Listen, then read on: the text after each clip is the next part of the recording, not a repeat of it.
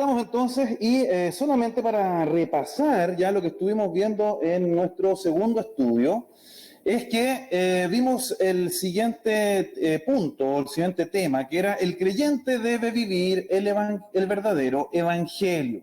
Y este concepto del verdadero evangelio lo vamos a seguir viendo, también lo vamos a ver el día de hoy. ¿Por qué? Porque uno de los problemas principales que tenía la iglesia, las iglesias en Galacia, era de que se estaba predicando un evangelio falso. Se estaba predicando un evangelio modificado. Estaba predicándose algo que no era exactamente lo que el Señor había comunicado por medio de sus apóstoles, y entonces estaban agregando obras de la ley a eso. Y vimos que el creyente vive el verdadero evangelio al exponer lo falso, enseñando y resguardando la verdad. O sea, tenemos que decir, esto no es, esto sí es, y esto lo voy a enseñar, y esto lo voy a resguardar. Advirtiendo acerca del falso evangelio, sus mensajeros y consecuencias. Vimos también acerca de eso, y esto está ahí en el versículo 8, por ejemplo, mas si aún nosotros o un ángel del cielo os anunciare otro evangelio diferente del que os hemos anunciado, sea maldito, sea anatema. Y entonces era importante mostrar las consecuencias. Y finalmente, buscando agradar a Dios al poner al Señor primero sobre todos sus intereses. Ya Pablo decía, ¿estoy buscando yo agradar a los hombres o estoy buscando agradar a Dios? Evidentemente, él buscaba agradar al Señor, agradar a Dios. Y en el día de hoy vamos a ver lo siguiente. Este sermón tiene como título, He aquí delante de Dios que no miento. Y esta es una frase que Pablo va a usar en la argumentación, tanto del tema que vamos a ver el día de hoy, como también el que vamos a ver en la próxima oportunidad que nos toque estar juntos, porque hay una continuación entonces, y vamos a ver los versículos 11 al 24. Gálatas 1, 11 al 24. Y la palabra del Señor dice de la siguiente manera, y vamos a leerlo acá todos juntos, los que están acá presentes. La palabra del Señor dice, está muy chiquitito, pero si no usted lo tiene en sus Biblias. Ya le cuento de 1, 2 y 3. Mas os hago saber, hermanos, que el evangelio anunciado por mí no es según hombre, pues yo ni lo recibí ni lo aprendí de hombre alguno, sino por revelación de Jesucristo. Porque ya habéis oído acerca de mi conducta en otro tiempo en el judaísmo, que perseguía sobremanera a la iglesia de Dios y la asolaba, y en el judaísmo aventajaba a muchos de mis contemporáneos en mi nación, siendo mucho más celoso de las tradiciones de mis padres. Pero cuando agradó a Dios, que me apartó desde el vientre de mi madre, y me llamó por su gracia, revelar a su Hijo en mí, para que yo le predicase entre los gentiles, no consulté enseguida con carne y sangre, ni subí a Jerusalén a los que eran apóstoles antes que yo, sino que fui a Arabia y volví de nuevo a Damasco. Después, pasados 3 años, subí a Jerusalén para ver a Pedro y permanecí con él 15 días, pero no vi a ningún otro de los apóstoles, sino a Jacobo, el hermano del Señor. En esto que os escribo, he aquí delante de Dios que no miento. Después fui a las regiones de Siria y de Cilicia, y no era conocido de vista a las iglesias de Judea que eran en Cristo. Solamente oían decir, aquel que en otro tiempo nos perseguía, ahora predica la fe que en otro tiempo asolaba, y glorificaban a Dios en mí. Es un pasaje que podríamos decir es quizás un poco largo, pero nos va indicando diferentes cosas que vamos a estar viendo en esta mañana. Pregunta para todos los que están ahí en casa y los que están acá. ¿Le ha tocado compartir con alguna persona cuyo testimonio no es fiable? Donde, por ejemplo, frases como hay que creerle la mitad nomás, o pero no le creas todo, o como ya se dice algo más moderno, esta frase que dice, no sé, Rick, parece falso.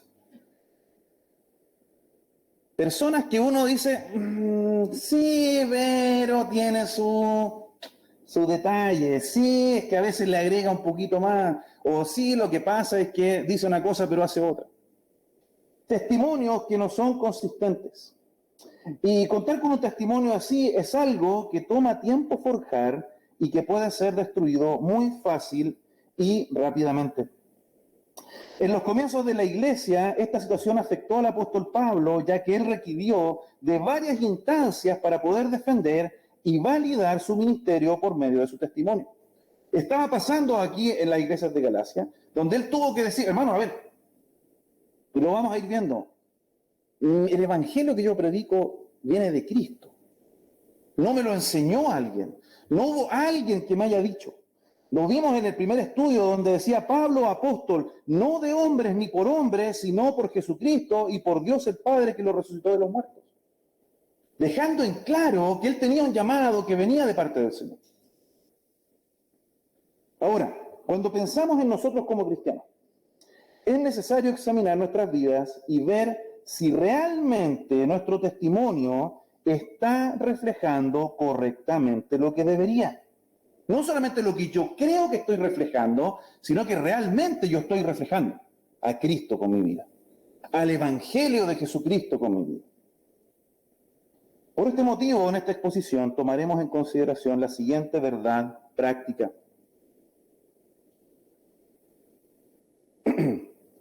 El testimonio de un creyente verdadero debe reflejar el verdadero evangelio. Nuevamente, dice, ya hermano Iván, pero esto no es ninguna frase para el bronce. No. Pero examinemos nuestras vidas a ver si nosotros realmente estamos reflejando el verdadero evangelio. Esa va a ser la clave. Esto no tiene que ver con un conocimiento nuevo, no tiene que ver con una predicación novedosa, esto tiene que ver con algo práctico en nuestras vidas, en las cuales vamos a ver la palabra del Señor, contrastarlo con nuestra realidad y sacar una conclusión. Y eso es lo que vamos a estar entonces viendo con la ayuda del Señor en esta mañana. Tengamos un momento de oración. Gracias le damos, Señor, porque usted es bueno. Gracias le damos, Señor, porque podemos abrir su palabra libremente. Y ahora, Señor, le pedimos que sea usted hablando a nuestras vidas por medio de los ejemplos que han quedado, Señor, para nosotros en las Escrituras. En nombre de Cristo. Amén. Vamos entonces, hermanos, a avanzar. Y decimos entonces que el testimonio de un creyente verdadero debe reflejar el verdadero evangelio. Una cosa A tiene que llevar a B. Es lo que uno espera, pero es lo que muchas veces no pasa, aún en nuestras vidas, hermanos. ¿Por qué? ¿Por qué debemos reflejar con nuestro testimonio el verdadero evangelio? Porque hay un solo evangelio verdadero. Hay un solo evangelio verdadero. Mire lo que dice aquí los primeros dos versículos que vamos a examinar.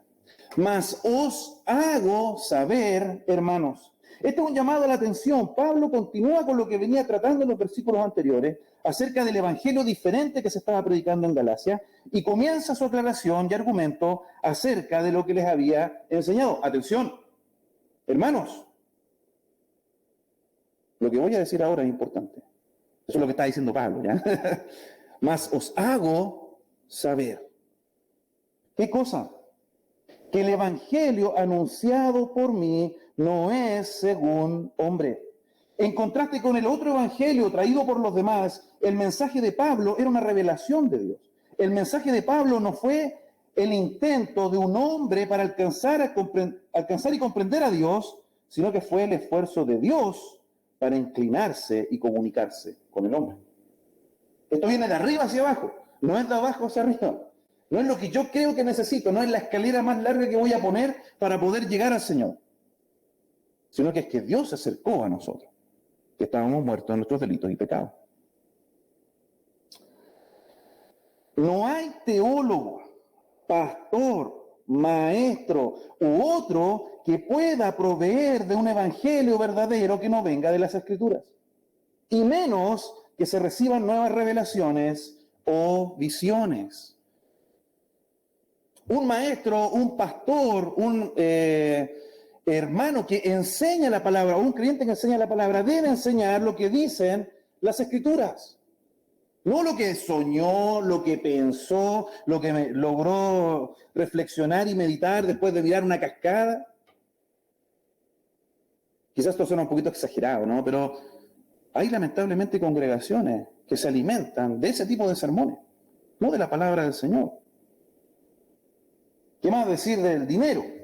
Evangelios que se basan en el dinero, en el bienestar. Solamente los apóstoles recibieron el mensaje directamente del Señor Jesucristo y desde ese momento la predicación de la iglesia se basa en lo que contienen las Escrituras. Pues yo ni lo recibí ni lo aprendí de hombre alguno, sino por revelación de Jesucristo. La propia relación de Pablo con este evangelio fue única. Casi todo el mundo escucha el evangelio de otra persona, ¿cierto? Lo que es podríamos decir, lo que es la forma normal de comunicar el mensaje de Dios. De hecho, lo indica así Romanos 10, 14 y versículo 15. ¿Cómo pues invocarán a aquel en el cual no han creído? ¿Y cómo creerán en aquel de quien no han oído? ¿Y cómo oirán sin haber quien les predique? ¿Y cómo predicarán si no fueran enviados? Como está escrito, cuán hermosos son los pies de los que anuncian la paz, de los que anuncian buenas nuevas. Es necesario que hayan predicadores, ¿ya? Eso es lo normal, eso es lo esperable. Pero en el caso del primer siglo y en el caso del apóstol Pablo, entonces él recibió una revelación directa de parte del Señor. Pablo no era normal en ese sentido. Recibió el evangelio de una revelación de una forma dramática, directa, cuando se encontró con Jesús en el camino a Damasco. Y aunque esto ya lo hemos visto y conocemos la historia, no puedo dejar de mencionarla y de recordarla y de hacer énfasis en la importancia de lo que sucedió acá. Porque a veces nosotros vemos la conversión de Pablo como una cosa lejana, como una cosa espectacular. Pero no es tan así. Mas yendo por el camino, aconteció que al llegar cerca de Damasco, repentinamente le rodeó un resplandor de luz del cielo, y cayendo en tierra oyó una voz que le decía, Saulo, Saulo, ¿por qué me persigues? Él le dijo, ¿quién eres, Señor? Y es interesante porque este Señor no es un Señor de hola, Señor, no es un Señor de caballero, mister.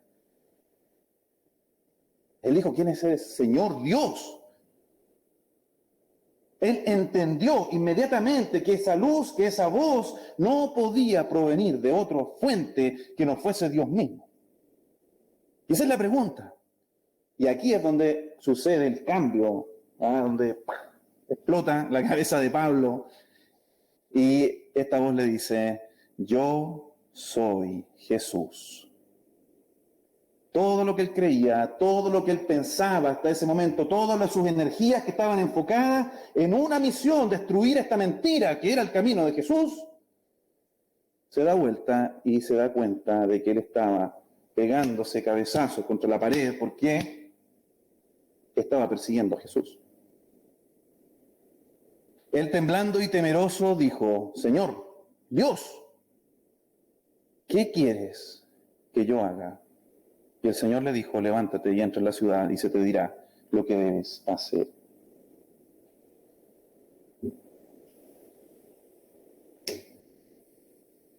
A veces nosotros pensamos de que esto esto no le pasa a nadie más. Bueno, realmente no hay registro de que le haya pasado a nadie más.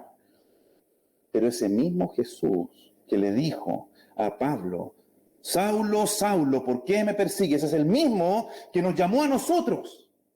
Es el mismo que en un momento nos hace entender de que nosotros necesitamos un Salvador y ese Jesús es el mismo y nosotros entonces deberíamos acercarnos a Él y decir, ¿quién eres, Señor? ¿Qué quieres que yo haga? Es el mismo Jesús, no ha cambiado. A veces nos pasa y con mi esposa nos toca dar nuestro testimonio en diferentes lugares o cuando vamos conociendo personas o por algún tipo de actividad ministerial y siempre se repite esta frase, es que nuestro testimonio es como medio fome, ¿no? Como que no estábamos en el vicio, no pasamos 20 años en el mundo para que el Señor nos transformó, sino que conocimos al Señor cuando éramos pequeños y el Señor entonces de ahí nos ha permitido ir avanzando hasta poder involucrarnos en el ministerio. Y uno tiende como a desvalorizar eso.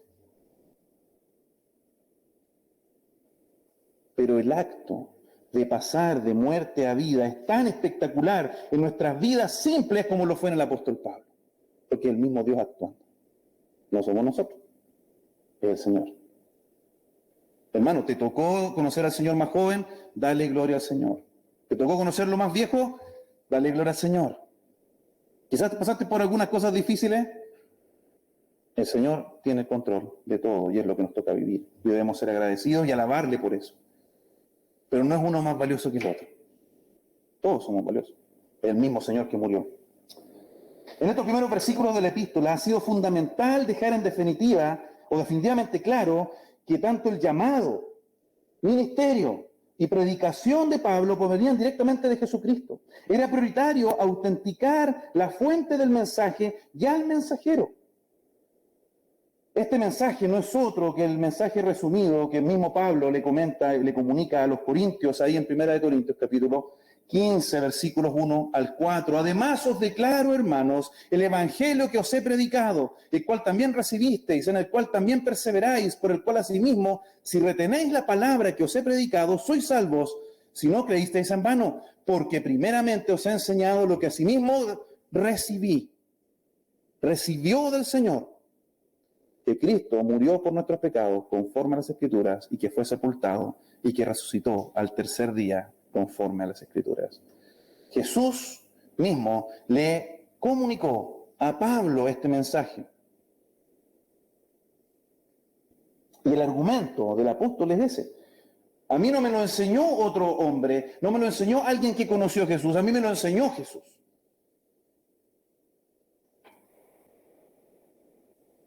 Ahora, preguntas para nosotros. ¿Cuál es el evangelio que predicamos? ¿Es Jesucristo central en las buenas nuevas que compartimos? ¿Es Jesucristo central en la predicación de nuestra iglesia? ¿De qué hablamos cuando hablamos del evangelio? ¿Del amor de Dios? ¿De las bendiciones de Dios? ¿De la bondad de Dios? ¿Del juicio de Dios? Jesús es el centro del verdadero evangelio. Lo que Jesús hizo, lo que Jesús hace y lo que Jesús hará.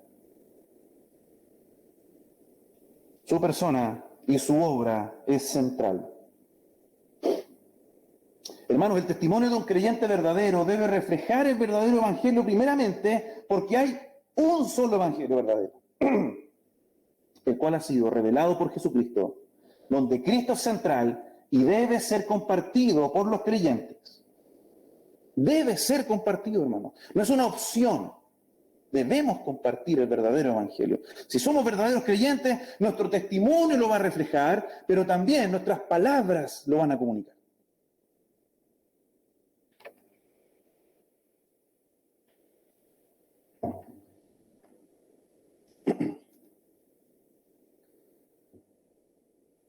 El testimonio de un creyente verdadero debe reflejar el verdadero evangelio, porque hay un solo evangelio verdadero y porque la obra de Dios es absoluta, es total, es completa. ¿Qué dice el texto? Vamos al texto.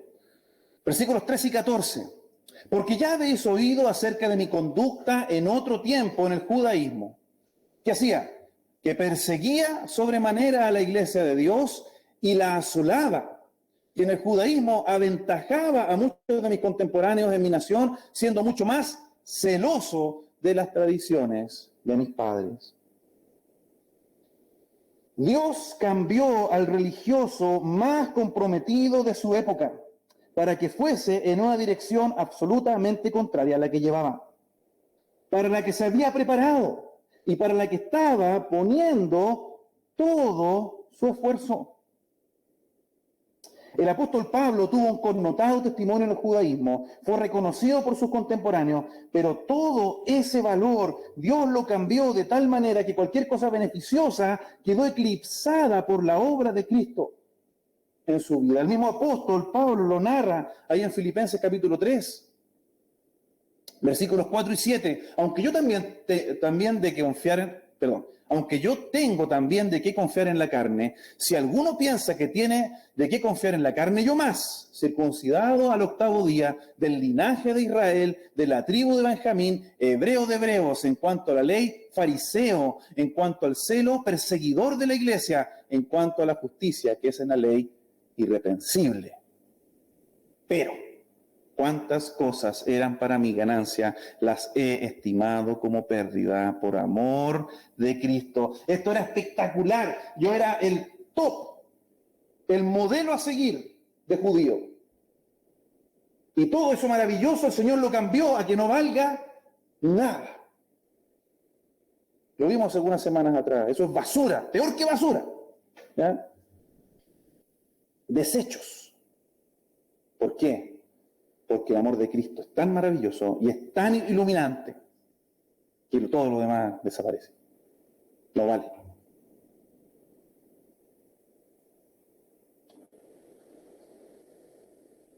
¿Has pensado alguna vez en el costo que tuvo para Pablo seguir a Cristo? Yo me hacía esa pregunta. Pero si lo tenía todo. ¿No tenía su vida resuelta? Pertenecía a un grupo étnico, dentro de ese grupo étnico era un connotado, podía haber escalado en todas las áreas sociales, religiosas, políticas de su sociedad, haber vivido una buena vida, ser reconocido, respetado, pero dejó todo eso y cambió todo eso. Ahora, ¿quién lo hizo? Lo hizo el Señor, porque la obra de Dios es absoluta, es total. ¿Y qué de nosotros? ¿Qué hemos dejado? ¿Qué hemos dejado de este mundo para seguir a Cristo? No es una cosa que, bueno, es que estamos comparándonos con Pablo, pero es un parámetro de comparación. ¿Qué estamos dejando de este mundo para seguir a Cristo? ¿Está siendo la obra de Dios completa en nosotros? Ahora, ¿cuál fue la obra de Dios? Y mira aquí, este pasaje es precioso, podríamos habernos quedado solamente acá. Versículos 15 y 16. Pero cuando, fíjese, agradó a Dios que me apartó desde el vientre de mi madre y me llamó por su gracia, revelar a su Hijo para que yo le predicase entre los gentiles. Este versículo muestra la obra soberana de Dios en 5 puntos. No son esos otros 5 puntos, ya no se preocupe. Estos 5 puntos que están acá. Su voluntad agradó. ¿Cuándo agradó a Dios? No cuando Pablo se dio cuenta, cuando Pablo entendió, cuando Pablo dijo, ya ahora te voy a escuchar el Evangelio. Cuando Dios quiso.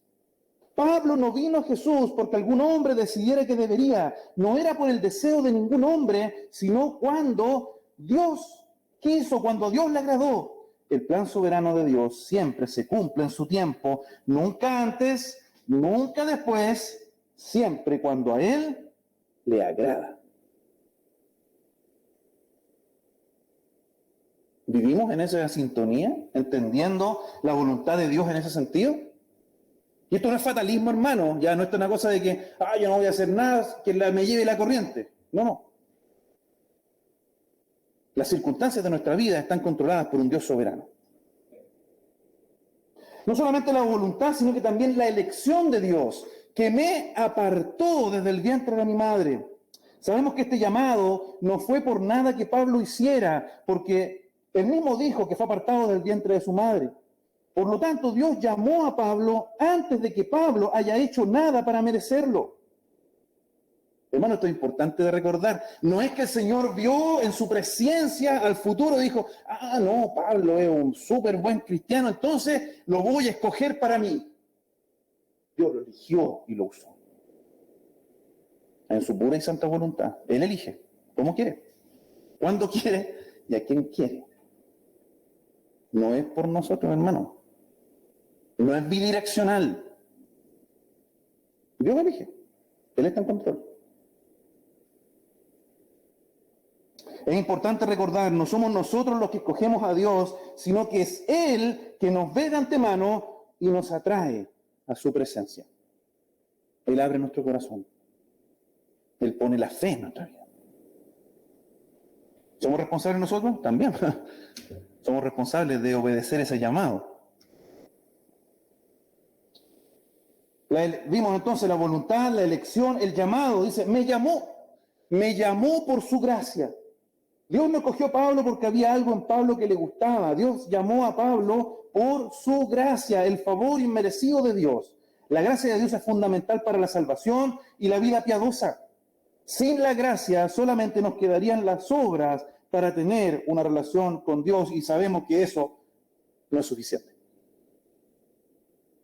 Pablo sintetiza esta enseñanza cuando se lo da a Timoteo, ahí en 2 de Timoteo capítulo 1.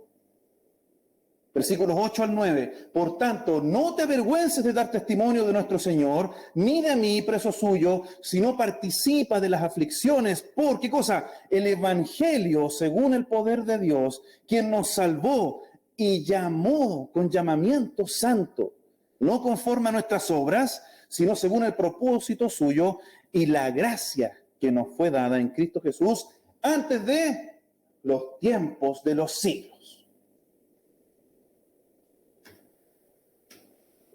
Nosotros siempre tratamos de entender las cosas, ¿no? Ya, pero ¿qué pasó? Es como cuando uno ve una película, una serie y termina, y uno dice, ya, pero ¿qué pasó después? Ya, vivieron felices para siempre, pero ¿qué significa que vivieron felices para siempre? O uno ve una precuela, ya así como, ya, ¿y cómo pasó esto antes? ¿Pero cómo llegaron ahí?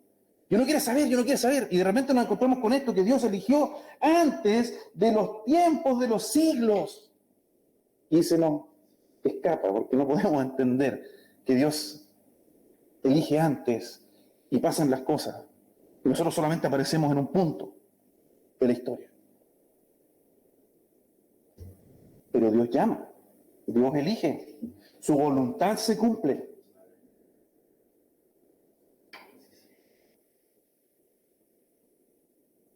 Revelar, cuando agradó a Dios, revelar a su Hijo en mí. Y miren, aquí hay una cosa que es pequeña pero es muy interesante. Vimos anteriormente en el versículo 12, pues yo ni lo recibí ni lo aprendí de hombre, sino por revelación de Jesucristo. El Evangelio lo recibió de Jesucristo. Pero miren lo que pasa acá. Pero aquí es algo diferente y tal vez aún es más glorioso. Jesús revelado en Pablo. Jesús revelado en Pablo. Dios quiere hacer algo más que revelar a Jesús a nosotros. Saber que Jesús existe, saber que solamente fue un hombre, fue un maestro, fue un profeta, es el Salvador.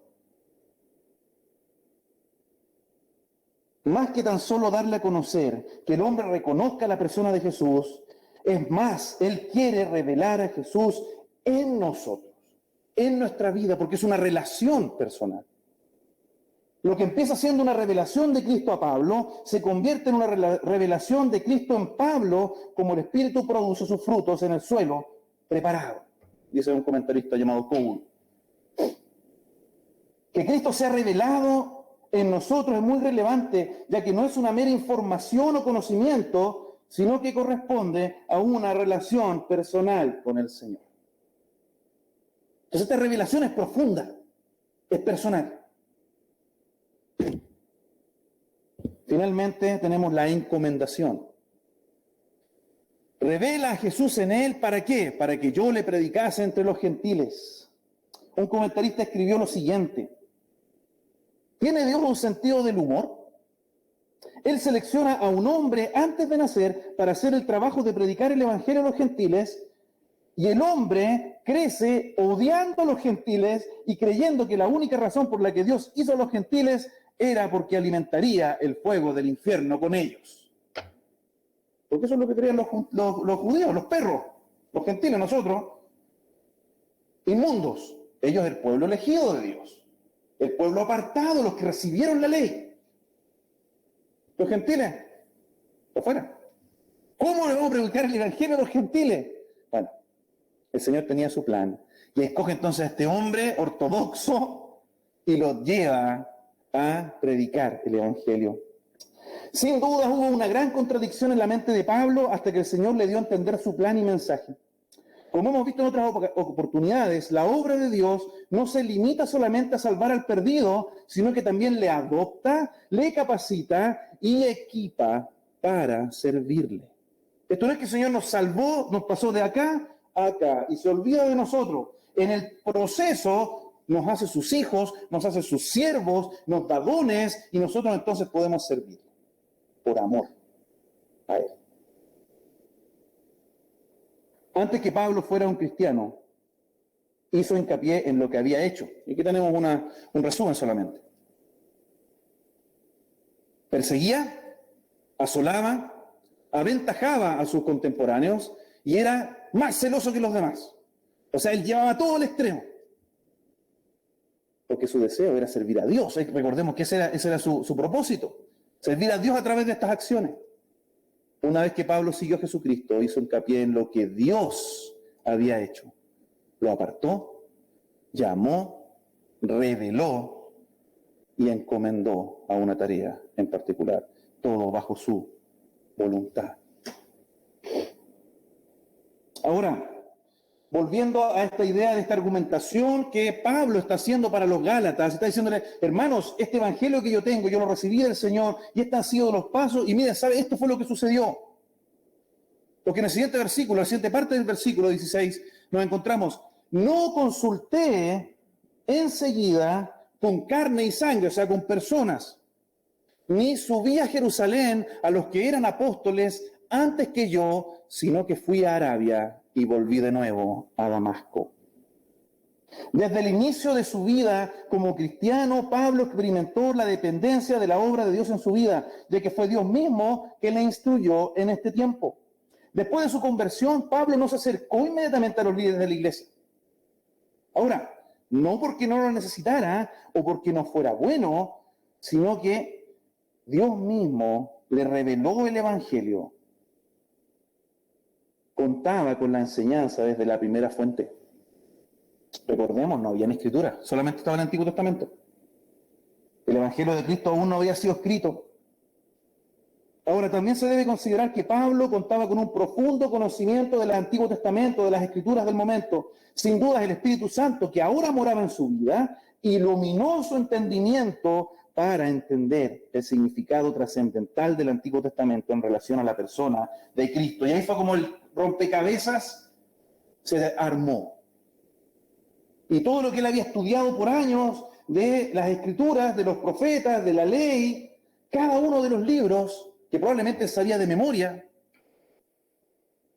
entendió de que todo apuntaba a Cristo, todo apuntaba a Jesús. Y esa era la parte que faltaba de entender. Por eso el Señor eligió a Pablo.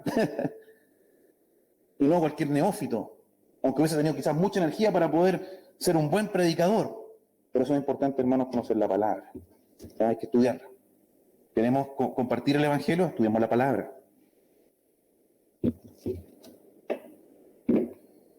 Una aclaración, ahí solamente si alguno queda con alguna duda. Fui a Arabia, dice. Pablo no viajó a lo que podríamos llamar Arabia Saudita. Ya si usted baja tenemos un mapa, está Israel y después uno baja la península y por ahí después está Arabia. No fue para allá. El área conocida en aquel tiempo como Arabia, en su día se extendió por todo el camino a la ciudad de Damasco. Pablo vivió probablemente en algún lugar tranquilo y desierto en las afueras de Damasco. ¿Para qué? Para poder meditar, para poder reflexionar y para poder recibir la revelación del Señor. ¿Se acuerdan? En unos momentos más vamos a tomar la cena del Señor. Pablo dice, porque así recibí yo del Señor. No fueron los apóstoles que le enseñaron la cena, él no estuvo ahí. El Señor Jesús le dijo, el Señor tomó la copa y el pan. Y continúa la argumentación. Vamos avanzando. Versículo 18 al 22. Después, pasados 3 años, hermanos, desde que conoció al Señor, subí a Jerusalén para ver a Pedro y permanecí con él 15 días, pero no vi a ningún otro de los apóstoles, sino a Jacobo, el hermano del Señor. En esto que os escribo, he aquí delante de Dios que no miento. Y es importante esta frase porque él va a dar muchos detalles, y lo vamos a ver en la próxima exposición, de lugares, de conversaciones, de situaciones que pasaron. Después fui a las regiones de Siria y Cilicia. En parte de Cilicia está Tarso, que era la ciudad original de Pablo. Y no era conocido de vista las iglesias de Judea que eran en Cristo. Pablo no aprendió el Evangelio desde los apóstoles porque había sido un cristiano durante 3 años antes de que él conociera a los apóstoles, Pedro, y a Jacobo o Santiago, que era el líder reconocido de la iglesia, uno de los líderes reconocidos de la iglesia de Jerusalén. La obra de Dios en la vida de Pablo dio como resultado que su apostolado se confirmara por medio de su testimonio.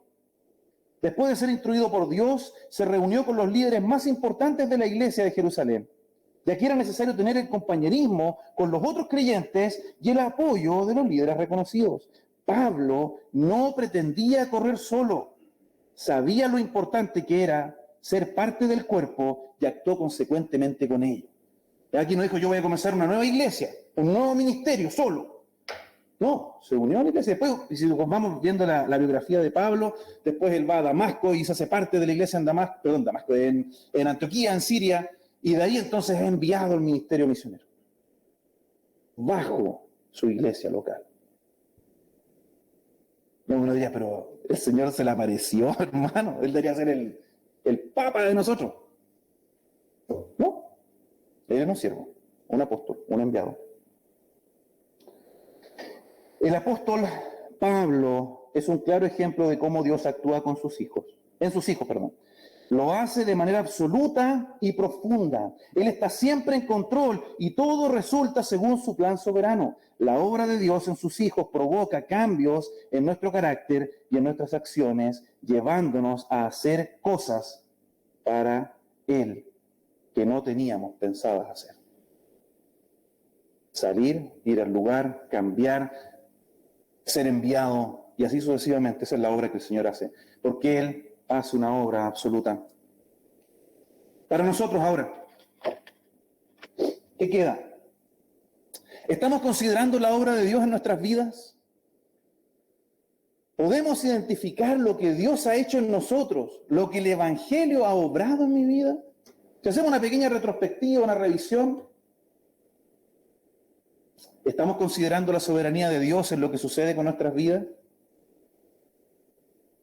¿Estamos buscando la voluntad del Señor en ese sentido?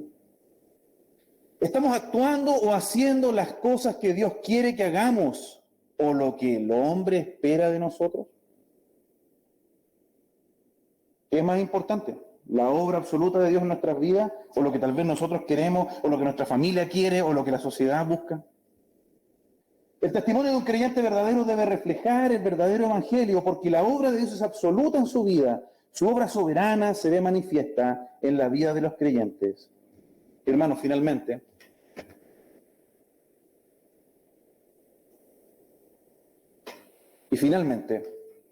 vimos entonces porque hay un solo evangelio verdadero, porque la obra de Dios es absoluta, porque la transformación es radical. Transformación radical. Versículos 23 y 24. ¿Qué oían las iglesias que estaban en Judea? Solamente oían decir, aquel que en otro tiempo nos perseguía, ahora predica la fe que en otro tiempo asolaba. Y glorificaban a Dios en mí. El cambio efectuado por Dios en la vida de Pablo fue tan profundo, radical y definitivo que su testimonio hablaba fuertemente por él. Aquellos creyentes que aún no le habían conocido en persona tenían solamente como referencia el alto contraste entre su vida anterior en el judaísmo y su actual vida en el cristianismo. Pasó de perseguidor a ser un predicador de la fe que perseguía. Su transformación fue completa y derivó en lo que la obra de Dios produce, que es glorificación. No del yo, no de la persona, sino que de Dios. Todo lo que esto estaba pasando, todo lo que estaba sucediendo, derivó entonces en gloria a Dios. Cuando somos expuestos a la obra de Dios por medio del Evangelio, no queda otra alternativa que dar gloria al Señor por lo que hace. la exaltación de su nombre al reconocer que no hay nada imposible para Él y que está en control, aunque para nosotros pudiese parecer que no es así. Hermanos, al igual que las iglesias de Judea del primer siglo, nosotros hoy, casi 2000 años después, seguimos dando gloria a Dios, porque hay pecadores que se arrepienten, porque hay vidas que son transformadas y porque ese Dios que obró en Pablo y en los apóstoles sigue obrando en nosotros por su gracia. Y glorificaban a Dios por lo que habían escuchado que Dios había hecho en mi vida. Eso es lo que está diciendo el apóstol. No por lo bueno que él era, no por lo espectacular. También alabamos al Señor porque el Señor usó a Pablo. Pero la gloria está enfocada en él. Hermanos, en toda esta sección Pablo le presenta a los Gálatas su punto. Su evangelio era verdadero y su experiencia fue válida porque realmente vino de Dios. Esto lleva a preguntarnos si nuestro evangelio proviene de Dios o si lo hemos inventado nosotros mismos. El evangelio que estamos viviendo. A mí me ha tocado conversar con personas que creen un evangelio que es levemente diferente porque yo lo siento, porque yo creo, porque yo lo entiendo así, porque mi relación con Dios es así. Hermano, nuestra relación está basada en lo que este libro dice, no en lo que yo siento, no en lo que yo creo.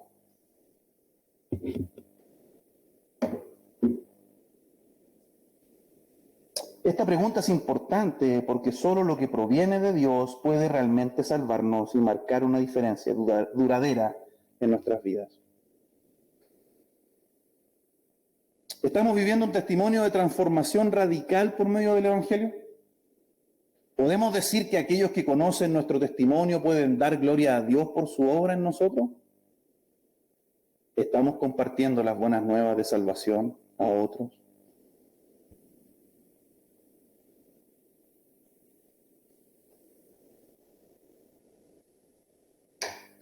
En conclusión, el creyente verdadero refleja el verdadero evangelio con su vida cuando vive el único y verdadero evangelio de Jesucristo, el cual está centrado en la vida y obra de Jesús y no en lo que el hombre quiere o busca o hace sentir más cómodo.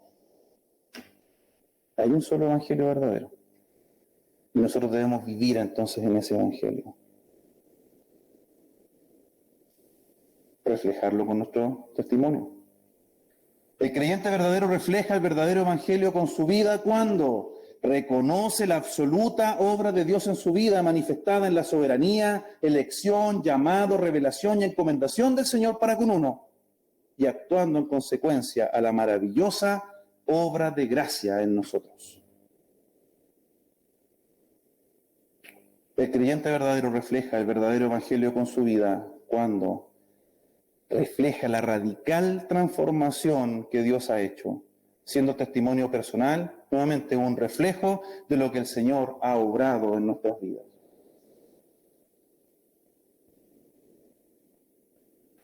Preguntas para terminar. ¿Estamos reflejando con nuestro testimonio lo que Jesús ha hecho en nosotros? ¿Debería cuestionar si acaso soy realmente un creyente verdadero? Pero tal vez no estoy reflejando lo que debería. Tal vez soy un buen religioso, soy un buen Pablo en el camino a Damasco, pero todavía no conozco a Jesús. Jesús se ha revelado a través de la enseñanza, del pastor, de los hermanos, pero no se ha revelado en mí. No lo he conocido personalmente. ¿El evangelio que estoy profesando proviene de Jesucristo? Hermanos, no basta solo con decir que somos cristianos, que vamos a la iglesia el domingo, que oramos por los alimentos, o que no hacemos o decimos tal o cual cosa. Nuestro testimonio será un reflejo del verdadero evangelio cuando reconozcamos a Jesús como nuestro Señor, Dios, Salvador de nuestras vidas, y digamos como dijo aquel hombre en el camino a Damasco: Señor, ¿qué quieres que yo haga? Y lo hagamos. No basta solamente con decir, Señor, ¿qué quieres que haga? Y no estar dispuesto a hacer nada. Y lo hagamos día a día, paso a paso, consistente y constantemente, no por nosotros, no por el que dirán o por cumplir, sino para dar toda la gloria al Padre que hizo todo por nosotros primero. Él se acercó a nosotros primero. El testimonio de un creyente verdadero debe reflejar el verdadero evangelio. ¿Lo estamos haciendo? Sigamos. ¿No lo estamos haciendo, hermano? Siempre es un buen día para comenzar. Lo dejé de hacer hace un tiempo. Preséntate delante del Señor y pídele que te ayude. Como iglesia, ¿estamos reflejando el verdadero evangelio? Siempre tenemos tarea que hacer. Siempre hay algo más que podemos hacer. Oremos.